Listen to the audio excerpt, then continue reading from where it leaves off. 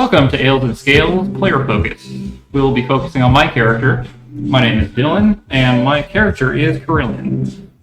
Now, if you have seen, there's a game featuring Kerillian. It's I can't remember the game on top of my head, but she's based off of the game character and a little bit of the Goblin Slayer elf.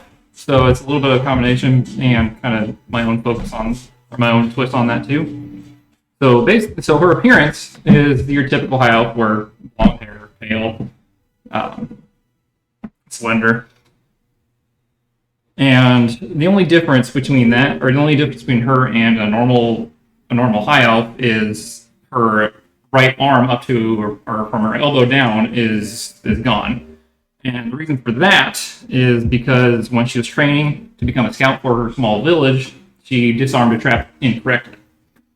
And this resulted in a loss of her arm. So during that time of her recovery, the village kind of made her switch what she was training for, and she ended up starting to training for becoming a wizard or another type of spellcaster. And during this time, she was kind of depressed, but she also had a friend while she was training, and it's actually another one of our players. And I'm sure you'll get to meet that character at some point soon. But the first one she learned was Mage Hand, and she realized that she can try to use Mage Hand as a supplement to her right hand. But the problem, if you know Mage Hand, the problem with Mage Hand is you can only lift about 10 pounds.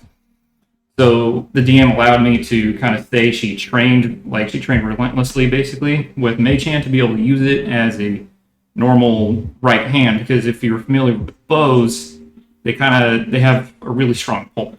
And usually a bow from back in the day is at least 100 pounds. And then this increased strength, this increased grip with the Mage Hand limited the range to about 10 feet. And it also kind of gave it this ghostly blue color. And ever since her accident, and she resumed her training with becoming a scout, she always takes her time with traps, either checking for traps or disarming them especially. And then when her friend decided to travel the world, she decided that she had to come with her, only to protect her. But the problem with that is she didn't really have permission to go, so she doesn't know for sure, but she thinks she's basically not welcome within the village. And she tries to keep that from her friend because she tries to protect her friend from harm for the most part. So Kerillian, I decided to make a rogue with a little bit of a fighter multi-class. And then I'm starting out with rogue mainly to build up all the skills and the sneak attack damage that I want before I get all the extra attacks from becoming a fighter. And the way I did this build is to get as much of the sneak attack as possible and to be able to attack first.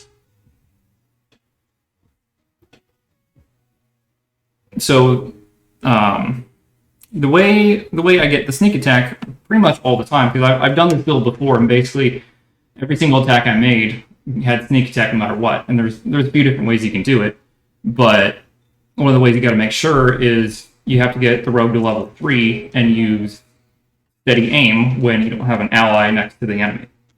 That's an easy way to do it. But in her background, I made her a far traveler because it just made sense with her being a scout, and with her being a scout and the fact that she is a far traveler with her friend. And then they met up with a group of other travelers, and they decided that they needed to stay with this group to be safe and to get money because they didn't really have anything coming from a small village.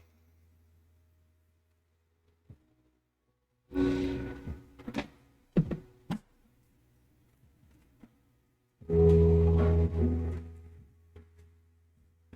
I believe that's probably about it for my character.